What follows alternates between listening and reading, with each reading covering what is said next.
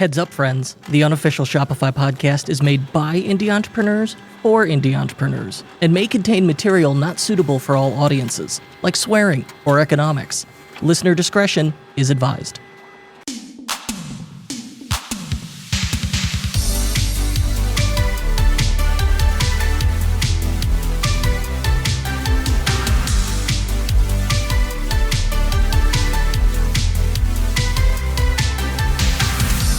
My friends, welcome back to the unofficial Shopify podcast.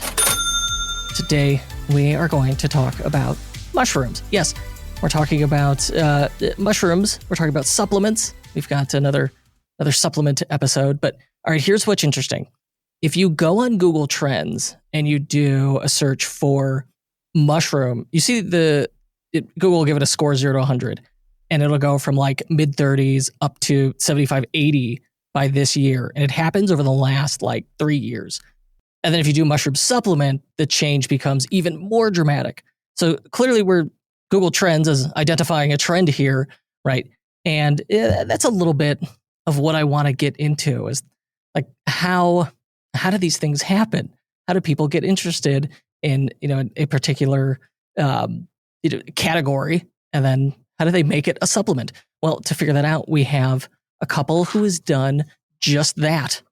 We've got Jake Mellman and Stephanie Moyal from Troop, trytroop.com. And I want to hear that story. We're going to go over it with them. I'm your host, Kurt Elster. Check nasty. And Jake, Stephanie, thank you for joining me. Yeah, thank you Thanks for having us. So, okay, the website is trytroop.com. What does it sell? We are functional mushroom gummies. We have 3 products. We have a lion's mane, a reishi, and a 6 mushroom blend called the Super Troop. And I like the name, but I saw in the footer of the website, Troop is what? Troop means a group of mushrooms is the name for Troop. So that's how we came up with it, because we really wanted to build community into the ethos of our company. So Troop is a group of mushrooms, is a troop of mushrooms. So we like to say we're all one big troop. So a murder of crows, a troop of mushrooms. Yes. Yep. When did you start Troop? We launched Troop at the beginning of 2022, but we started working on it about a year and a half before that. During the pandemic is a time that our collective consciousness really was shifted towards health and wellness. It was forcibly shifted there because health and wellness was all we had during that time. So, that really got us thinking about it. It got a lot of people thinking about it, and mushrooms kind of had this resurgence during that time. It feels truthy. It feels like, if I'm remembering that correctly, that was the case. I remember there were like a lot of supplements, a lot of just health focused stuff at that time, for sure. And okay, how did the two of you cross paths? Jake and I are cousins. So we crossed paths a long time ago. At Thanksgiving? Yeah. Thanksgiving, Friday night dinners. But yeah, the story starts because at the very beginning of COVID, Jake got into a ski accident and broke his knee. And ouch. Yes. Yeah, and it was really bad. It was a total leg break, shatter, whole thing. How much hardware is in your leg? A good amount, actually. Yeah, I got a scar that goes halfway up my leg. Okay, so you were in a skiing accident and then mushrooms? Yep. Skiing accident led to just my whole life collapsing from the ski accident. I was running another business that totally collapsed at that moment. And I moved in with my parents because I couldn't take care of myself. My leg was broken. My business was going under. It was a whole terrible situation. Stephanie moved in with my parents to help take care of me. She was in the hospitality industry, and that also was shut down. So moved in to my parents' house, and for a number of weeks. We just watched Netflix like everyone else. And then what was the show we all watched? Tiger King. Yeah, we did. Yeah, we did watch watched that. it. Yeah. Oh yeah, we went through all of the phases. The baking phase, Stephanie went through that a bit. I learned to make pizza. That was my baking phase. I still make my own dough. Yeah. So yeah, I was going to say, one day Stephanie just said to you, "Hey, do you want to grow some mushrooms with me?" And I said, "Sure." I didn't know all that much about mushrooms. But yeah, so that's kind of what really got us started. And then we started growing mushrooms in the closet like any traditional, like a normal person does. Mushroom story. Yeah, exactly. We really discovered this whole universe, this fungi verse, which has been incredible to learn about, and all of these health benefits and functions that can heal your brain and your body and all these different things. And we just found so much passion in it. And Stephanie could tell you more of her side of the story here. But yeah, it was just really took off from there. Stephanie, let's hear your half. Yeah, I just remember asking Jake if he wanted to grow mushrooms, and he said yes. And then we started and we taught ourselves pretty much everything. Reddit was a really big resource, and just random blogs, because there's really not that much information out there when it comes to this, or at the time there wasn't as much. So yeah, it was just really fun, and it just really organically changed our lives. We didn't start this with the intention of creating a company. We just did it because it sounded really interesting and cool and fun. And then we started sharing what we were learning and loving with our community, and everyone wanted some. And so we were like, how do we share this in a way that really resonates with us? And when we went to our local Erewhon Whole Foods stores, we saw that everything was very mystical and ceremonial when it came to mushrooms. And it was almost like not approachable, because you would see these elixirs and these potions and all of this stuff. And it just kind of felt like, okay, I'm not ready for this, or I don't want this gross tasting tincture or whatever. So we just decided, or Jake had the idea of doing gummies, and we started making our own gummies and failed miserably. Yeah, we made horrible gummies, and kept trying, and then ended up hiring a gummy scientist to actually create our product for us. And then, yeah, the rest is kind of history. So we've talked to probably two other people on the show who've manufactured gummy supplements. And yeah, getting gummy supplements, like, it seems like a good idea, but you're right, you're just adding so much complexity to that supplement process. On top, like, first you got to get the supplement right, but putting it in a capsule, like, that's just a manufactured thing I buy. And I get powder, I can put it in a capsule, versus like gummy, and we're just really stepping up complexity here. Oh, yeah. To your point earlier, I heard this before, but I Googled it, and there are several studies that say neuroplasticity and psychedelics correlate. And so psilocybin in mushrooms can potentially promote synaptic plasticity. So you'd mentioned neuroplasticity before. What is it? It's basically your brain creating new connections and new ways of thinking. And that's with psilocybin mushrooms, which is the magic mushroom. So we're on the functional side, so no psychoactive compounds. But on the psilocybin side, we find it really interesting because we do think it's part of the future of medicine for sure. When you look at depression and anxiety, addiction, your brain is thinking in these patterns, in these same ways of thinking. So you're just repeating these thought patterns over and over and over. And doing psilocybin enables you to think of things differently. The best metaphor I ever heard was, if you imagine a mountain and you're skiing down the mountain, you're creating these grooves. Those are the grooves that your brain is thinking. But when you do mushrooms, it's new snowfall on the mountain, and you're able to create a new path down the mountain. From what I've read, that's an accurate analogy, right? It is. You get stuck unknowingly. You get stuck in these thought loops And oftentimes that's what like depression and anxiety could be. And being able to break those can get you out of these familiar patterns that you didn't even know were causing you these issues. But that's a psychoactive version of mushrooms. Those are magic mushrooms. I take those and like my curtains turn into a beautiful rainbow pattern. It's pretty consistent that my curtains do this. These are like some curtains when you're on mushrooms. Very fond of those curtains. But that's not what you sell. You're selling non-psychoactive. So think like THC versus CBD. You've got the CBD version, right, of mushrooms. So it's the reason we say it's different than that is that you have the cannabis plant and you are pulling out different compounds from it. These are completely different mushrooms altogether. We're not like taking the psychoactive mushrooms and taking one compound and leaving out the others.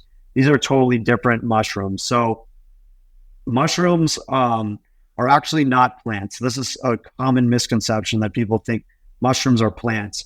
Mushrooms are part of the fungi kingdom, which is its own kingdom entirely. Like there's the plant kingdom, the animal kingdom, and there's the fungi kingdom. Yeah, exactly. They made a whole movie about it with Chris Pratt. It was great. I know we're trying to ride the hype of all the different mushroom content out there like that, because it powers you up. It really does, taking the mushroom.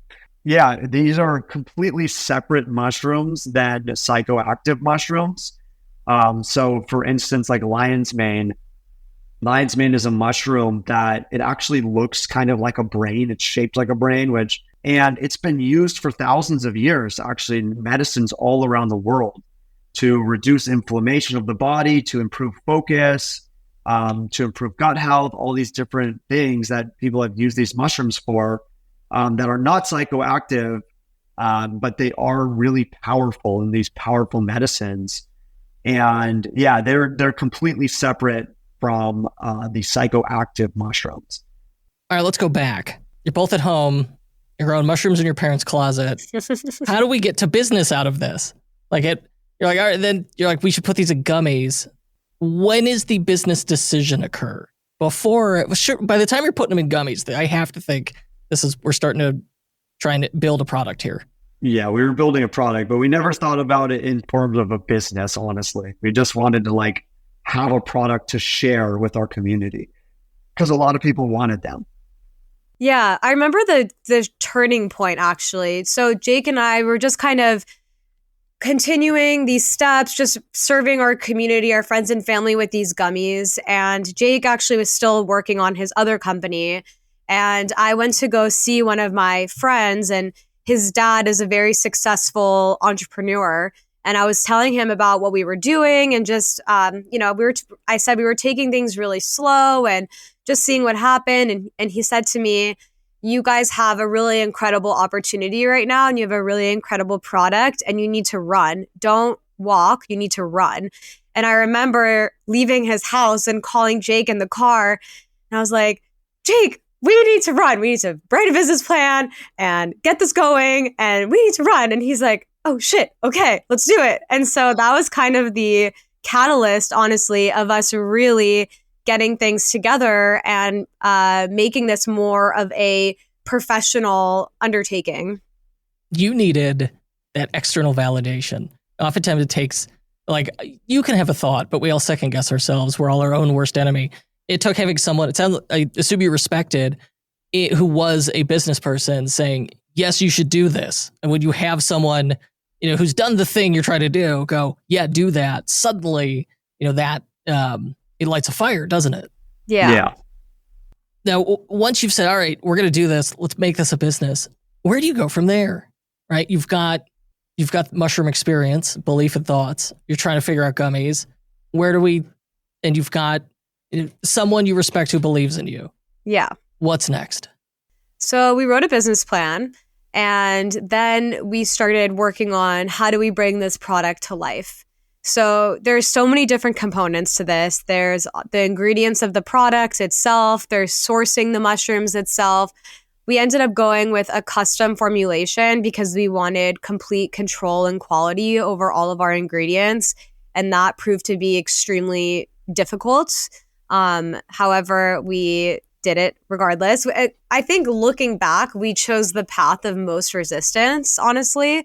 Most companies wouldn't do what we did. We got a custom mold. We sourced all of our ingredients ourselves. We sourced our mushroom products ourselves. We researched pretty much every single mushroom farm in America, every wholesale mushroom extractor, and we did testing on everything to make sure that we got the best product. And then there's, the bottle. We wanted our bottle. We wanted everything to be sustainable, no virgin plastics. So we've sourced 100% recycled plastic bottles, 100% recycled plastic caps. We wanted to make sure they were printed with sustainable inks, the whole 9 yards. All of our boxes are made from recycled cardboard. We really just wanted to put out a product that we could stand behind and do with integrity. So it was all of the pieces. And then, you have to find your fulfillment center and all of those things. So it was just basically taking it one step at a time and then doing each step or finding the best partner for each step. Hey, Shopify sellers, listen up.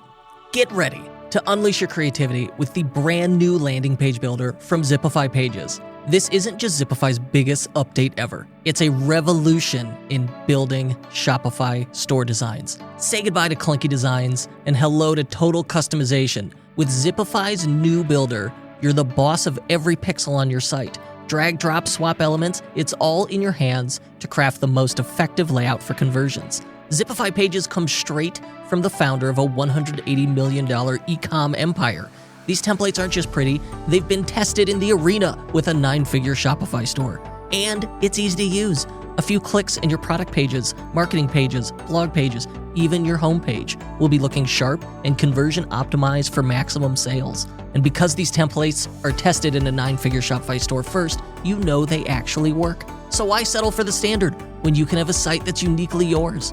You could try Zipify Pages in their brand new builder for free for 14 days when you go to zipify.com/Kurt. That's zipify.com/KURT to try Zipify Pages for free. And if you tried Pages in the past and thought it wasn't for you, you owe it to yourself to try it again because the new Zipify Pages is a game changer. Zipify.com/Kurt. Check it out.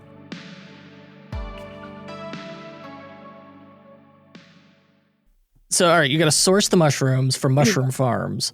What is that? What are you looking for in like a good versus a bad product? Because I really have no idea what I'm looking at with mushrooms. I'd be like, yeah, that's probably a mushroom. Like, that's as far as we'd get.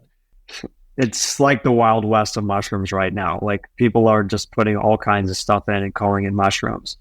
So it is definitely important to know the difference.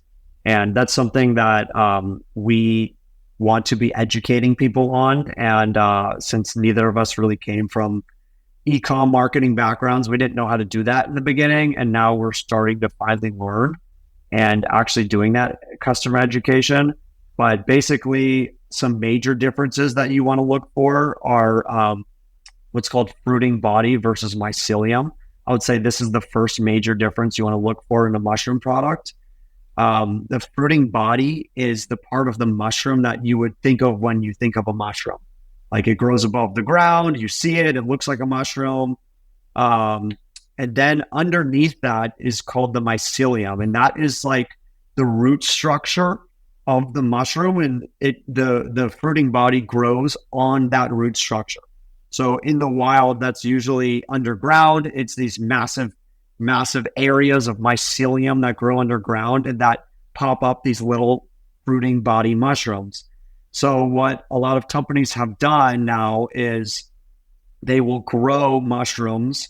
Mushrooms need like something to eat, some kind of like grain or food, let's say rice they can grow it on. So they will grow the mycelium on this grain or rice. And then from that, you get the fruiting body. So the fruiting body grows, but the fruiting body is maybe like 10% of the mass of all the mycelium. So what they will do is they will take the entire block of mycelium with all the rice in it and then maybe like 1 or 2 fruiting body mushrooms, and they'll throw the whole thing in a blender and they'll blend it all up. And then they'll call that mushrooms because it's mycelium mushroom blend. So what you're really getting, these guys are putting their thumb on the scale. Yeah, exactly. Yeah. So what you're really getting is a ton of rice and starch and stuff that has no bioavailable compounds or any health benefits whatsoever, but it's significantly cheaper. It's like 10x cheaper because the mass is so much versus what you get versus the fruiting body. So when you get fruiting body, you know that you're getting only the real mushrooms. Like you're only getting mushroom. There's no mycelium, there's no grain, there's no rice. So that's I would say the first and biggest thing to look for. And that's what our company does is we use the whole fruiting body. And then on top of that, you need an extraction. So a lot of these mushrooms have these tough cell walls that hold in all of the bioavailable compounds. So what you actually can't digest a lot of the compounds from the mushrooms just by ingesting it straight. So if you were to eat like reishi, for instance, some people would even get like a stomach ache because you can't digest it. So it needs to be extracted. And there's multiple levels of extraction that are necessary to pull out all of the beneficial materials in the mushrooms. So we always recommend at least a 2x, 2 times extraction, a double extraction, a hot water and alcohol extraction. And we go even further and do a triple extraction just to make it even more concentrated and to pull out even more active compounds from the mushrooms. So I would say those two are the most important to look for in a mushroom product. How are you doing the extract? You said a hot water and alcohol triple extraction. Mm-hmm. Yeah. So each mushroom is, before the extraction, heated up to a temperature that has been proven by studies which temperature it needs to be. Like all 6 mushrooms that we use have a different temperature. So they're heated up, and then there's a hot water alcohol extraction to get the fat and water soluble compounds out. And then they do an ultrasonic process as well. Our extractors actually are getting a patent on their methods. They won't release it until their patent is out, but it is patent pending and proprietary. And not only are they getting out 2 of the most common bioavailable compounds known as beta-glucans, polysaccharides, and triterpenes, but they're also getting hundreds of other compounds per each mushroom. So there's so much more to the mushroom than what we even know right now.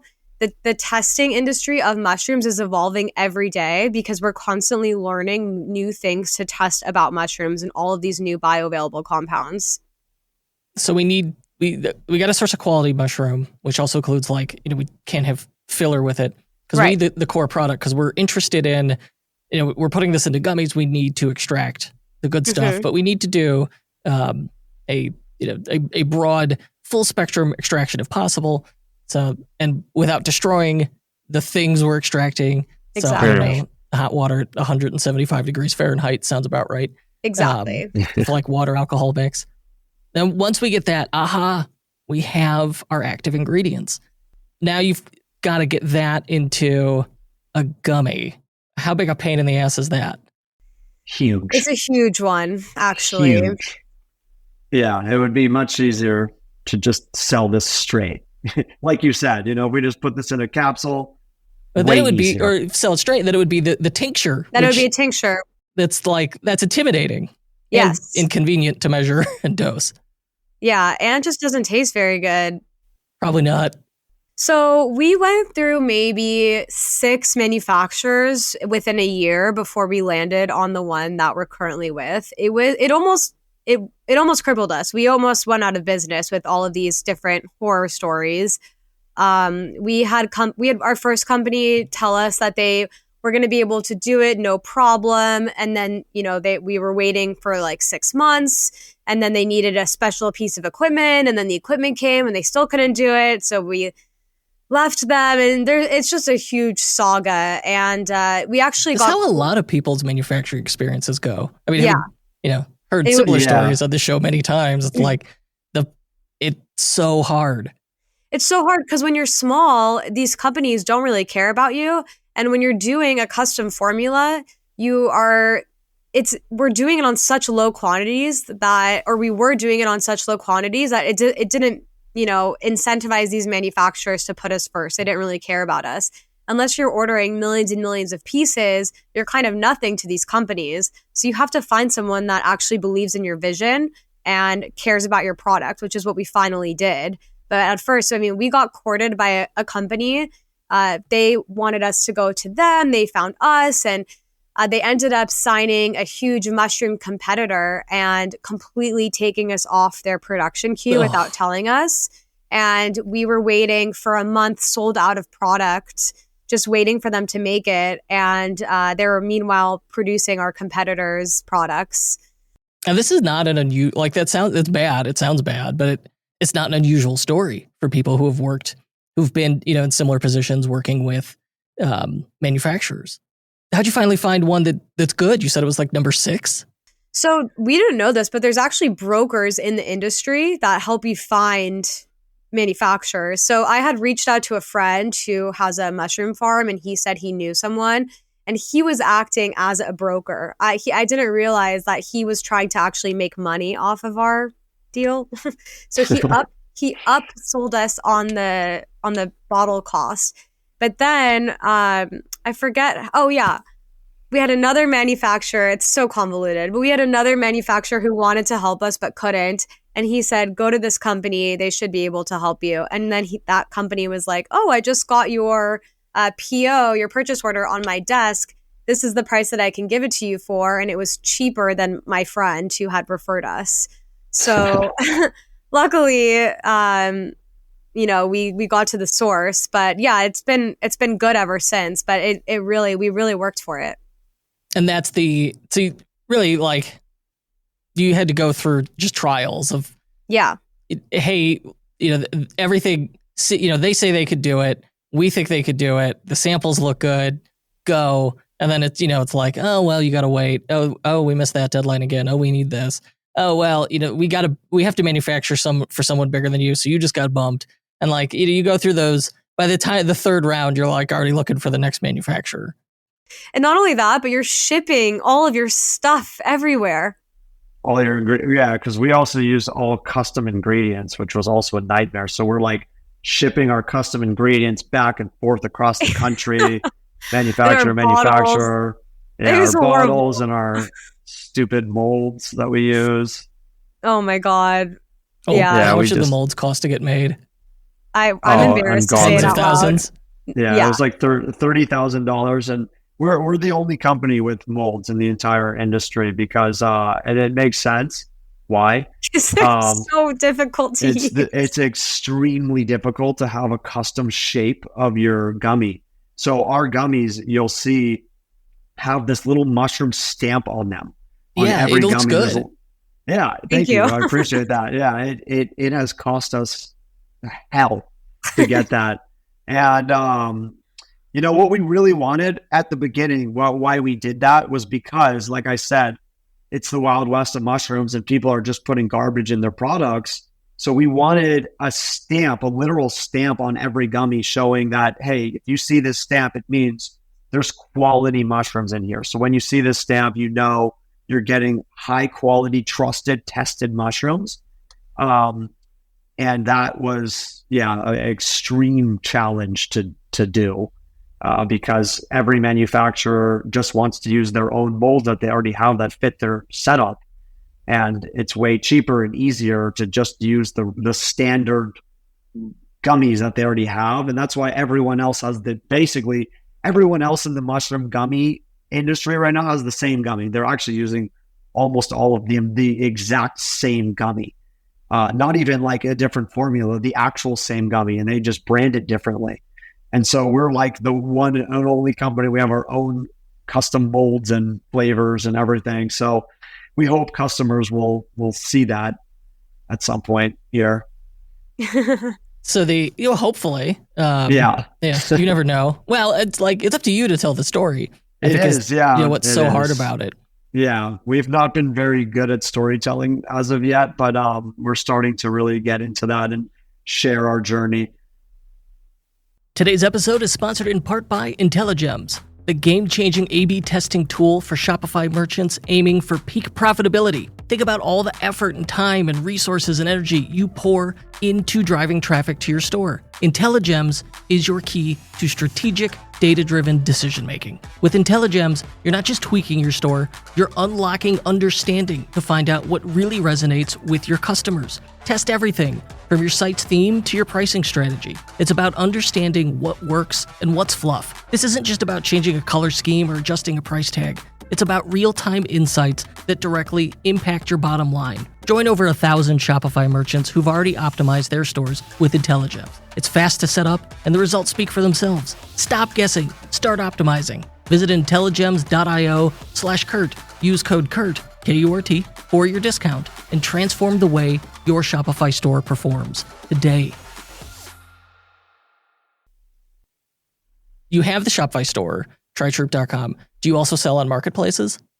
Yeah, we're on Poosh, which is Kourtney Kardashian's platform. We are on a lot of different platforms like that. Love.com is another one. Chill.com. There's so many marketplaces that we're on, and we're also sold on Amazon.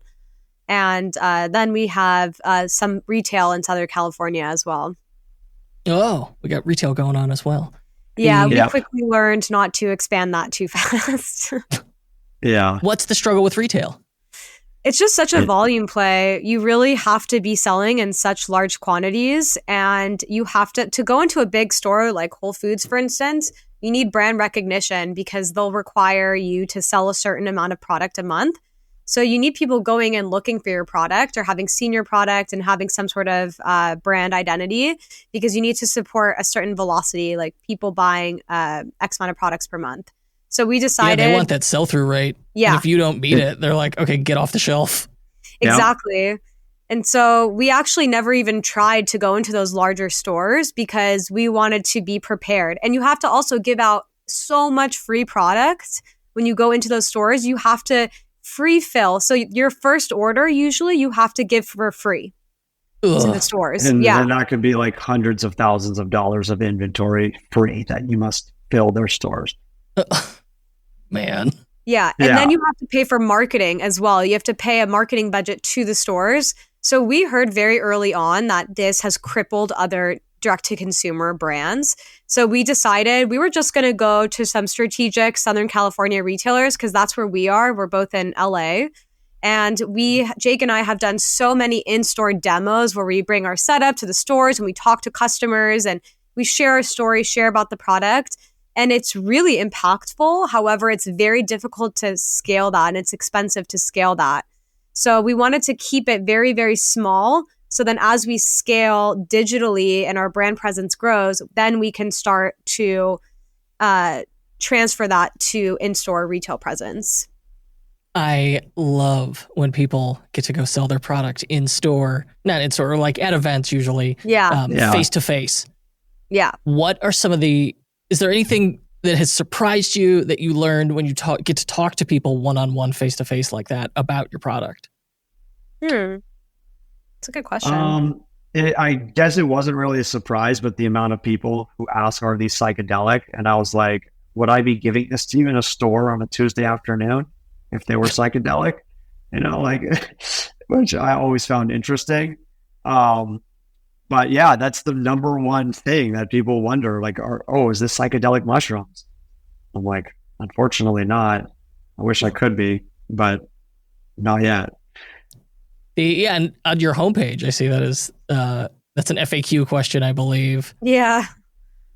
Yeah, FAQ. Wait, these are mushrooms. They're not going to make me trip, right? That's on the site.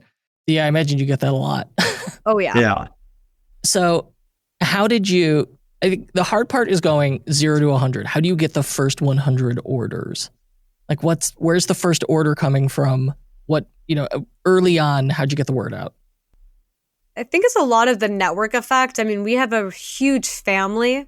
So it was definitely our family really supporting us, especially at the beginning, buying the products, telling their friends, all that kind of stuff. We did a lot of events at the beginning of the company as well.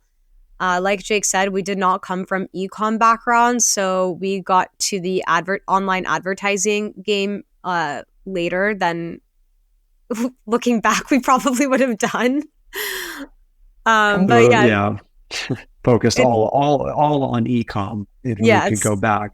the in-person stuff was great and it was fun and everything, but it just doesn't move the needle at all in terms of sales. Yeah, we thought people would really want to try the product before buying it. So we really invested in sampling and in demos and events and things like that. However, the consumer mindset is shifting. People are buying perfumes online without smelling them. People are buying couches online without sitting on them. So people are really accustomed to buying things without trying them.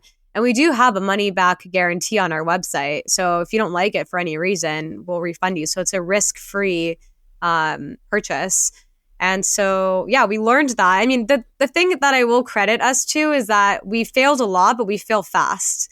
We fail fast, we learn fast, and we just keep going and we iterate and we learn. And I think that is what ultimately makes someone successful, is their ability to learn from their mistakes and just keep going. For sure. On the site, you offer these with subscription, right? Yes. Have you found selling subscriptions to be harder than you thought? Sometimes yes, sometimes no. Yeah, I would say no. We actually don't push so hard on the subscription aspect.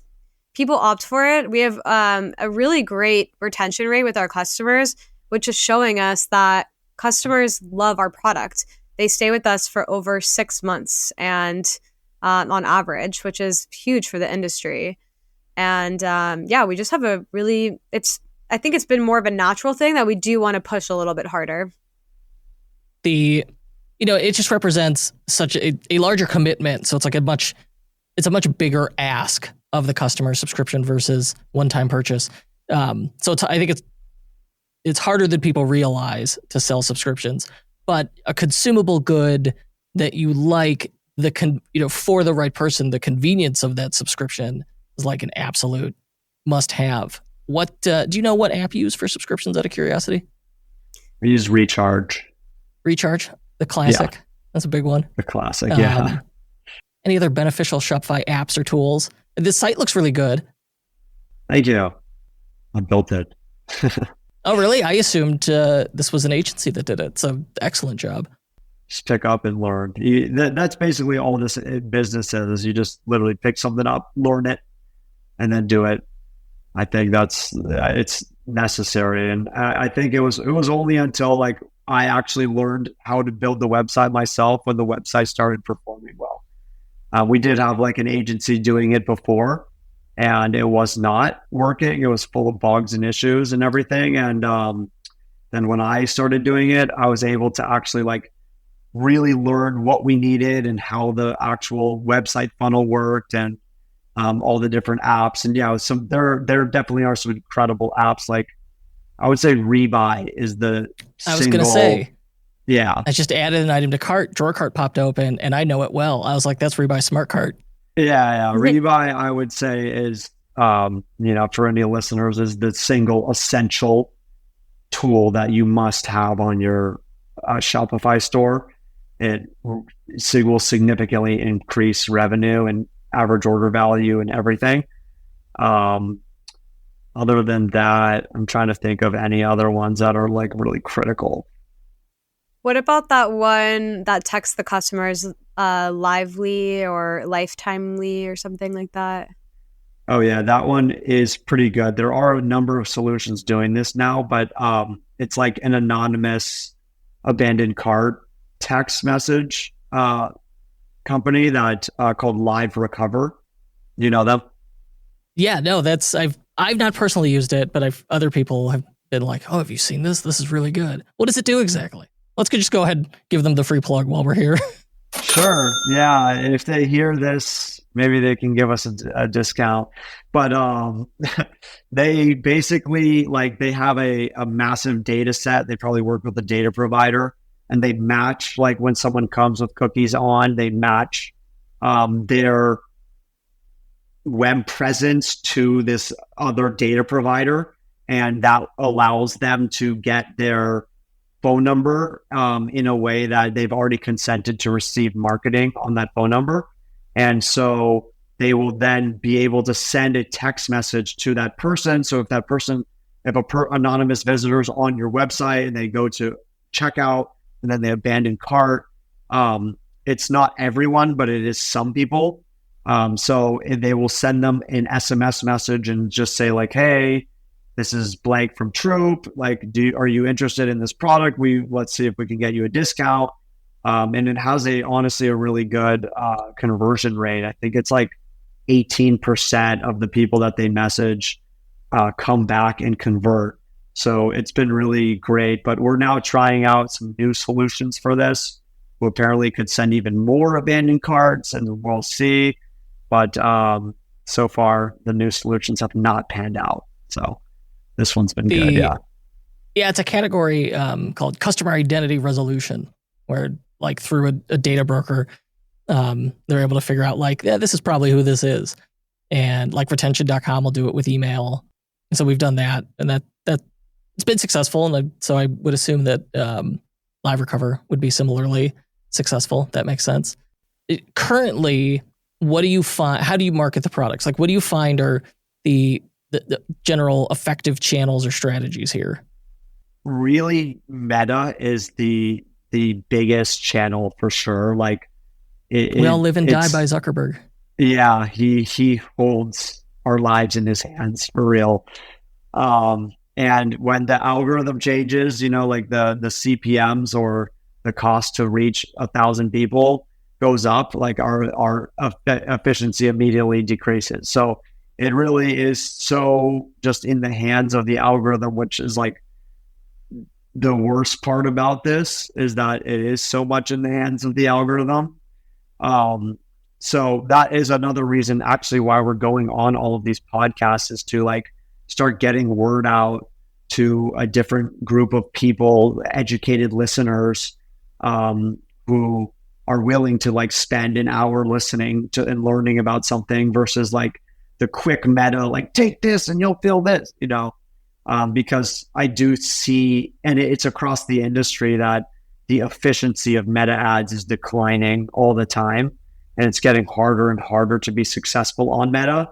But if you can be successful on meta, if you can crack the meta code, you have like basically limitless potential, because the market is just so massive on meta.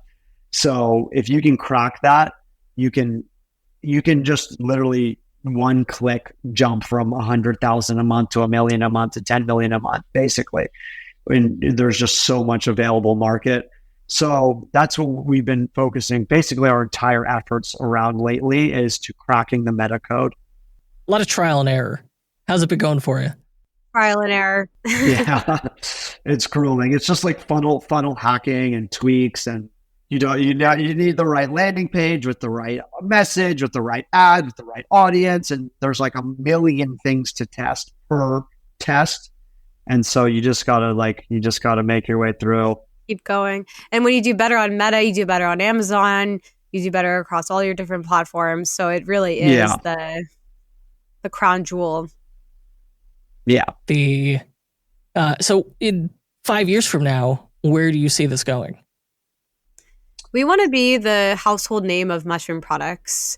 We chose our branding very specifically because we wanted to be accessible. So as I mentioned before, everything to us felt very earthy or ceremonial, but Troop, we wanted to be easy to relate to, somewhere in the middle that people wouldn't be scared to try, a delicious gummy. And we want to be leaders in education. So yeah, we see us having way more products, really expanding our gummy line in 5 years, maybe even branching out into other categories as well.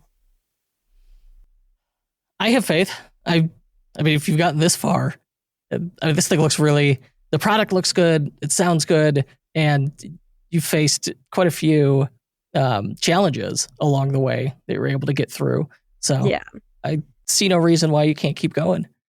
But all right, so for someone else who's listening and they're not as far along as you, maybe they're in the health space, maybe not. But what advice would you give them based on your experience so far? Learn marketing. Learn it as early as you can. I would get Russell Bronson's book, ClickFunnels, the ClickFunnels Secrets. I would read that before you even start. I think that would have saved immense amounts of headache. And then I would say, yeah, meet people in your industry, talk to people who are successful, take their advice and model what they did exactly. I mean, try to do exactly what they're doing. You know, if they're not out doing live demos all the time, don't go out and do live demos all the time, you know? Like if they're just focusing on marketing, focus on marketing. They have probably gone through hell to figure out what they're doing now. So I think you could learn a lot just by talking to people in the industry. Mm-hmm. Anything else, Steph?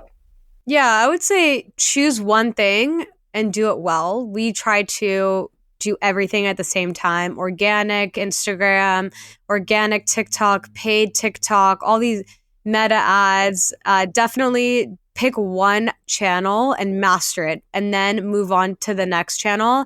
And also learn to do everything yourself because we delegated out a lot. And when you don't have something mastered, I personally don't believe you should be delegating it out. So pick one thing, do it well, master it yourself, and then you can delegate it out and then move on to master the next channel. I love that advice because it's practical, it's applicable, and it's real. I mean, the issue is, you know, when you're like, well, I'll delegate this, but you don't know what you're talking about, it makes it really tough to communicate on it or to like judge the result. Exactly. Versus when you're comfortable with it, then you could delegate it out and then like it works. You know, you're comfortable with it, you understand it, you could speak to it, you could see that like it makes sense. Yeah. Exactly. Yeah, no, that's good advice. If I wanted to try Troop, I wanted to experience mushrooms, the hottest superfood for myself, where do I go?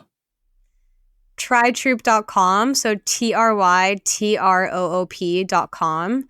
And we actually have a package on its way to you. But for, my gosh, yeah. thank you. So for your listeners who would like to try, we're offering a 20% promotion, unofficial 20 on trytroop.com. And I will include that in the show notes. Excellent. Perfect. Stephanie, anything to add or should we end it there? No, I think that's great.